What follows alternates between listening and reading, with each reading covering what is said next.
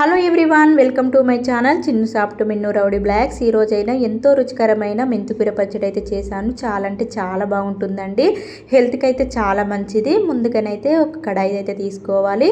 అందులో 2 స్పూన్ల ఆయిల్ అయితే వేసుకుంటున్నా. ఆయిల్ కొద్దిగా హీట్ ఎక్కిన తర్వాత 1 స్పూన్ ధనియాలు, 1 స్పూన్ జీలకర్ర, కొన్ని ఎండుమిర్చి, కొన్ని పచ్చిమిర్చి అయితే వేసుకుంటున్నా. మీరు కావలిస్తే ఇక్కడ ఎండుమిర్చితోనే చేసుకోవచ్చు, లేదా మొత్తం పచ్చిమిర్చితోనే చేసుకోవచ్చు. ఇలా 2 కలిపి చేసుకున్న చాలా బాగుంటుంది.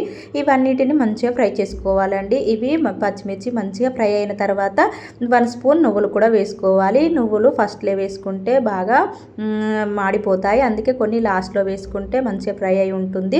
ఇప్పుడైతే మెంతికూరని అయితే వేసుకొని మంచిగా ఫ్రై చేసుకోవాలి. మెంతికూర మంచి స్మెల్ వచ్చేదాకా ఫ్రై చేసుకోవాలి. అంటే మెంతికూరలో ఉన్న వాటర్ అంతా రిలీజ్ అయ్యి మొత్తం సపరేట్ అయ్యేంత వరకు ఫ్రై చేసుకొని ఇప్పుడు దీన్ని మిక్సీ జార్లోనైతే వేసుకోవాలి. మనం టమాటాని ఫ్రై చేసుకునే లోపు మిక్సీ జార్లో మొత్తం చల్లబడుతుంది.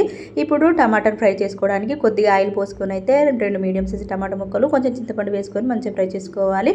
ఇప్పుడు మెంతికూరను మిక్సీ జార్లో వేసుకున్నాం కదా, అందులో 5-6 వెల్లుల్లి, కొంచెం సాల్ట్ వేసుకొని టమాటా ముక్కలు కూడా వేసుకొని మంచిగా మిక్సీ పట్టుకోవాలి. ఇప్పుడు పోపు కోసం అయితే కొద్దిగా ఆయిల్ వేసుకోవాలి. ఆయిల్ ఎక్కిన తర్వాత కొన్ని ఎల్లుల్లి రెమ్మలు వేసుకొని కొన్ని పోపు దినుసులు అయితే వేసుకోవాలి. పోపు దినుసులు లైట్గా ఫ్రై అయిన తర్వాత ఎండుమిర్చి, కరివేపాకు కూడా వేసుకొని పోపును అయితే మంచిగా ఫ్రై చేసుకోవాలి. ఇప్పుడు ముందుగా మిక్సీ పట్టుకున్న మెంతికూర ఉంది కదా, దానిలో పోపు వేసుకుంటే మెంతికూర పచ్చడి చాలా అంటే చాలా రుచిగా ఉంటుంది.